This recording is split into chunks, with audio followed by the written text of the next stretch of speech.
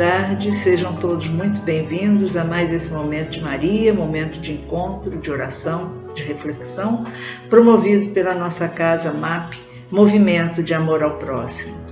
O Evangelho com que nós sempre começamos esse momento, a palavra de Jesus que nos fala ao coração, momento de ouvirmos os seus ensinamentos e tirarmos cada um de nós a lição mais oportuna para esse nosso momento.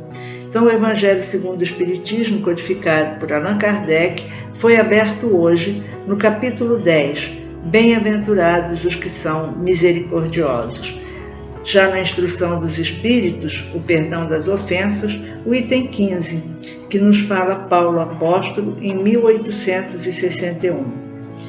E ele nos diz: perdoar aos inimigos é pedir perdão para si mesmo. Perdoar aos amigos é dar-lhes uma prova de amizade. Perdoar as ofensas é mostrar que se tornou melhor do que se era antes. Perdoai, portanto, meus amigos, a fim de que Deus vos perdoe, pois, se fordes duros, exigentes, inflexíveis, se fordes rigorosos, mesmo por uma pequena ofensa, como quereis que Deus esqueça que a cada dia tendes mais necessidade de perdão? Infeliz daquele que diz, nunca perdoarei, pois pronuncia sua própria condenação. Será que em vos autoanalisando, não foste vós o agressor? Quem sabe, se numa luta que começa por uma simples bagatela e termina por uma ruptura, não provocaste a primeira desavença? Se uma palavra ofensiva não escapou de vós, se usaste de toda a moderação necessária, sem dúvida, vosso adversário errou em se mostrar tão melindroso, mas isso é uma razão a mais para ser indulgente e de não fazer por merecer a censura que vos foi endereçada. Admitamos que fostes realmente o ofendido numa certa situação. Quem garante que não envenenastes a situação por vingança e que não tornastes em disputa séria o que poderia ser facilmente esquecido? Se depender de vós impedir as consequências e não o fizerdes, sereis sem dúvida culpados. Admitamos, enfim, que não tendes absolutamente nenhuma censura a vos fazer. Nesse caso, quanto mais clemente fordes, maior será o vosso mérito.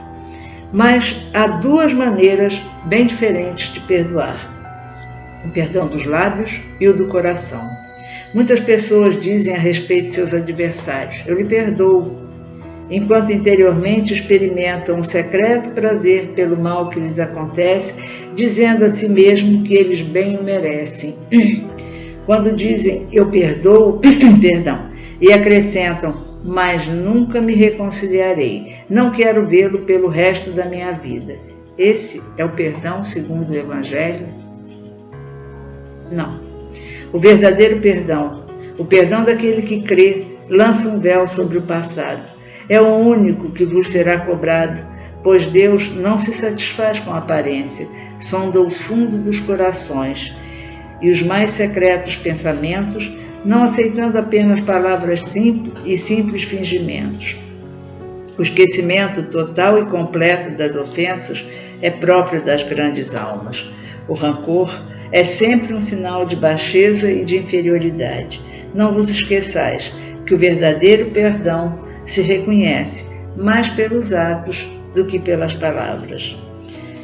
Quanto ensinamento traz esse texto, e vindo de Paulo, o apóstolo dos gentios, de Paulo, o perseguidor dos cristãos antes da sua conversão, Paulo, responsável pelo apedrejamento de Estevão. Quem leu Paulo e Estevão vê como era Saulo e quem foi Paulo.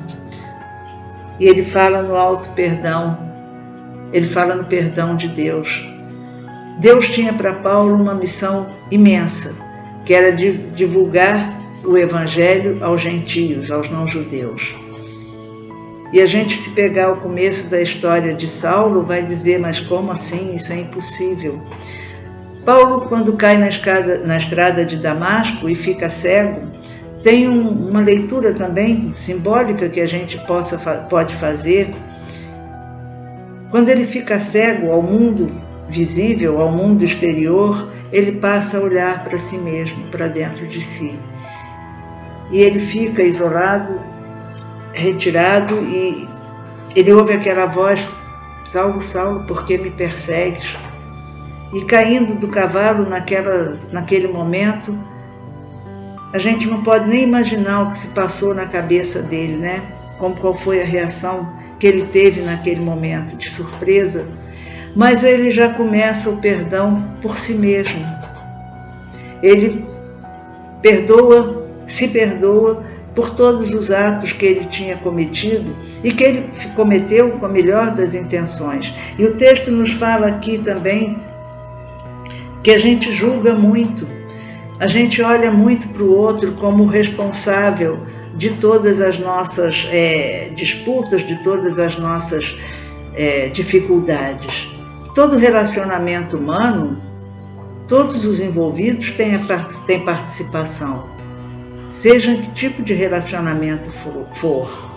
Aqui nesse nosso relacionamento virtual, mas todos nós somos partícipes desse momento, desse encontro. Cada um de nós tem uma responsabilidade sua, pessoal, de como nós estamos vivendo esse momento, o que é que é importante para nós, o que não é, qual é a nossa visão. E nesse ano, particularmente difícil para o Brasil, não bastasse a pandemia, é um ano eleitoral. Não quero falar da questão política porque essa é de sua menor importância, mas o que a gente vê, e nós cristãos, nós espíritas, não estamos fora disso. Quanta briga, quanto ódio, quanta raiva por causa de pessoas, de partidos políticos. O que há por trás disso, dessa nossa atitude? Quando eu me irrito com aquele que pensa diferente de mim, quando eu quero impor aquele outro, e às vezes até de maneira assim, não, eu respeito seu modo de ver, mas esse mais quer dizer o quê? Será que isso não nos remete àquela questãozinha 913 do Livro dos Espíritos, na raiz de todos os males? Aqui o texto nos fala do perdão que nós precisamos de Deus para todos os nossos atos, para todos os nossos erros. É oportuno, eu acho, nesse momento, a gente refletir bastante nesse texto, para evitar tanta coisa. Às vezes, como diz no texto, por uma bobagem, uma bagatela, a gente cria uma tempestade em copo d'água. E esse momento político é muito oportuno para isso. Pessoas se degladiam por causa de ideias. E depois a gente vai para a casa espírita, para a igreja, para o templo, para a sinagoga, seja lá para onde for, se dizendo uma pessoa religiosa. E aí a gente não lembra daquelas palavras de Jesus: aquilo que quereis que vos façam, fazei vós primeiro ao outro. E quando a gente, nesse momento, não tem misericórdia para com o próximo, amor ao próximo, a gente vai entrar nessas disputas que o apóstolo Paulo nos fala, disputas que são tão insignificantes, mas se tornam rompimentos de família, rompimentos de amizade. Tem muito a ver com a nossa interpretação das coisas. Mas fica principalmente, penso eu, a lição da gente olhar mais do autoconhecimento, do autodescobrimento. O que me move a ter determinadas atitudes? Esse 2022 vai ser um ano difícil, por toda a questão pandêmica, pela questão da economia, mas a questão dessa disputa política é extremamente preocupante. Por quê? Porque na medida em que nós começamos a vibrar tanta raiva, tanto ódio, tanta disputa, nós estamos mexendo com energias muito fortes do mundo espiritual. Nós não estamos sozinhos. Não somos só nós não estamos, quando entramos nessa disputa, brigando por um partido, por A, por B. nós estamos mostrando, quem sabe, a nossa verdadeira face. A face egoísta, a face do orgulho, a face tirânica que há em nós, porque nós vivemos num mundo de provas e expiações. Isso quer dizer o quê? Que nós somos ainda muito pouco evoluídos espiritualmente e que estamos aqui para aprender. Todos temos que aprender. E cada dificuldade é uma oportunidade a mais de superação, de aprendizado. Acho que a gente olhar esse capítulo 10, bem-aventurados os que são misericordiosos, essa fala do apóstolo Paulo, merece uma reflexão de cada um de nós sobre esse momento, sobre esse ano de 2022, que começa já com tantos problemas. Nós estamos vendo as enchentes na Bahia e em outros estados do Nordeste, que nos convidam a uma reflexão sobre a caridade, sobre o amor ao próximo. Há tantas coisas. A misericórdia. Que a gente tenha, então, especialmente nessa questão que vai começar com muita força, a questão de disputa política, em mente que a grande disputa não é isso que nós estamos vendo. A nossa raiva, o nosso desentendimento, as nossas brigas, elas movimentam forças espirituais extremamente fortes, extremamente poderosas. Depois a gente vai buscar a desobsessão, quem nós estamos atraindo para conviver conosco nesse período. Que país nós queremos construir? Não é uma questão de ideologia, de direita e de esquerda. É uma questão do ser espiritual encarnado no mundo de provas e expiações, que precisa observar, cada um de nós precisa observar a sua própria postura. Então, se a gente se melindra com o que o outro diz, se a gente diz que perdoa, mas é da boca para fora, em tantas situações, eu acho que quando a gente fala nessa questão política, é porque ela é muito clara, muito evidente, e nos faz pensar no nosso interior. O que me move às minhas atitudes? Sou misericordioso? O que é para mim a misericórdia? Fica a reflexão, o convite ao pensamento e a leitura, novamente, desse texto do apóstolo Paulo. Graças a Deus. Hoje nós vamos ler Tempo para Entendimento, mensagem de Francisco Cipriano e irmã Germana, psicografado por Celi Durão durante o trabalho no MAP. Dedicação.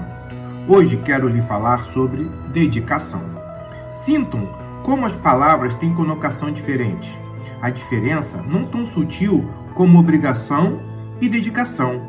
Obrigação não lhe parece algo imposto, algo que não se pode escapar, pesado, árduo de se carregar. Agora, pense em dedicação, espontânea, livre de qualquer imposição, praticada por iniciativa própria, com alegria. Quando se dedica a uma religião, isso deve ser feito não por temor, obrigação ou porque lhe foi imposto. A dedicação é uma crença, fará com que o engrandecimento pessoal se faça, fará com que essa fé possa ser transmitida a outros que ainda não souberam ou puderam compreender o que seja o verdadeiro caminho. Dedicação à família, aos amigos, ao próximo, doar para receber. Dedicação ao trabalho físico, ao trabalho espiritual. Dedicação à evolução pessoal, através da reflexão dos seus atos, através da leitura, da absorção das palavras, dos ensinamentos que lhe são passados. Dedicação à caridade. Uma palavra de amor é uma caridade para a alma daquele que tanto necessita. Um gesto de desprendimento de suas coisas materiais, doando aquilo que não lhe faz falta, é caridade. Dedicação aos mais idosos, às crianças, àqueles que estão sofrendo de males físicos e espirituais, fará com que cada um se eleve e se prepare para as grandes missões. Dedicação ao estudo. Procure, através da leitura, o conhecimento da doutrina que lhe foi passado há 2000 anos. Nunca é tarde para recomeçar, para mudar de atitude. Os apóstolos de Cristo propuseram-se a pregar seus ensinamentos. Francisco de Assis dedicou-se à prática da caridade, despojou-se de todas as riquezas materiais a que tinham direito por herança familiar.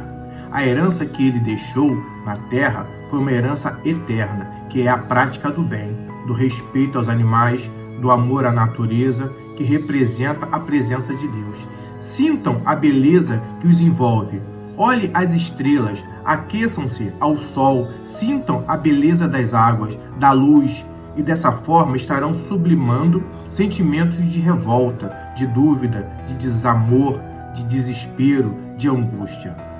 A natureza é pródiga. Retirem da natureza força para continuar das suas jornadas. A Falange de São Francisco de Assis, aqui presente, distribui a cada um energia para a cura dos seus males físicos e espirituais. Peço-lhe paciência para esperar do dia da cura, que muitas vezes pode parecer-lhe longa. Tudo tem sua hora. Rezem e confiem no poder da fé, que tudo cura. Dediquem-se ao cuidado pessoal, a escolher da qualidade de vida, não abusando de alimentos que não são úteis ao organismo. Enquanto suas condutas, procurem estar com pessoas positivas em ambientes desanuviados. Dessa forma, muitas coisas que lhe pesam serão diminuídas e suportadas. Paz a todos. Fiquem na proteção de nosso Pai superior e de São Francisco de Assis. Que assim seja, graças a Deus. E as bênçãos de nossa doce e amada Mãe Maria continuam a ser jorradas sobre nós, que aguardamos sempre neste seu momento, ajoelhados em espírito, receber o seu alento, ser acolhida no seu colo sagrado, trazendo serenidade, paz aos nossos corações, para que possamos continuar seguindo em frente na nossa jornada terrena, na certeza de que não estamos sozinhos nesta longa caminhada, que ela está sempre de braços abertos a acolher-nos no seu colo sagrado, envolvendo-nos no seu manto de luz, trazendo paz, serenidade, intuindo-nos, inspirando-nos para que possamos continuar seguindo em frente na esperança de dias melhores. Vamos entrar em sintonia com nossa doce e amada Mãe Maria, nesse momento que é seu. Graças a Deus.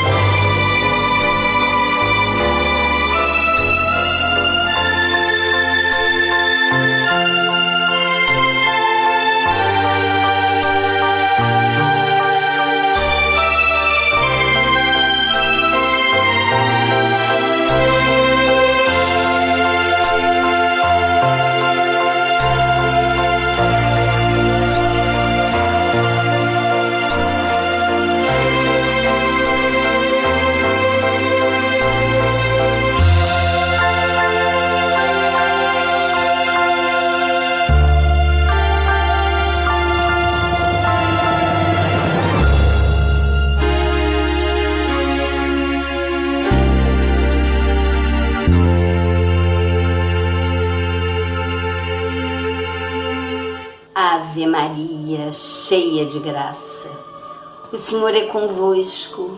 Bendita sois vós entre as mulheres, bendito é o fruto do vosso ventre, Jesus. Santa Maria, Mãe de Jesus, rogai por nós, pecadores, agora e na hora do nosso desenlace. Que assim seja, graças a Deus. Pai nosso que estais no céu, santificado seja o vosso nome. Venha a nós o vosso reino, seja feita a vossa vontade, assim na terra como no céu. O pão nosso de cada dia nos dai hoje. Perdoai as nossas ofensas, assim como nós perdoamos a quem nos tem ofendido. Não nos deixeis cair em tentação, mas livrai-nos do mal. Que assim seja, graças a Deus. Obrigada, Mãe, por mais este momento de tanta paz, de tanto alento, de tanta harmonia trazida aos nossos corações.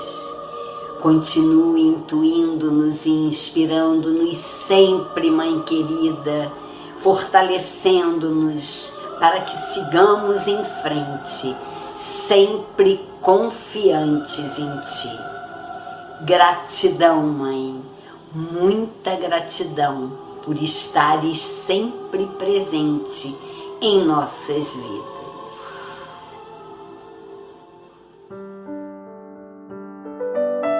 Recomece, seja na mudança de pensamentos, na criação de novos hábitos, no aprendizado de algo novo, no contato com novas pessoas, na atitude interna de decidir dar novo rumo ao seu destino.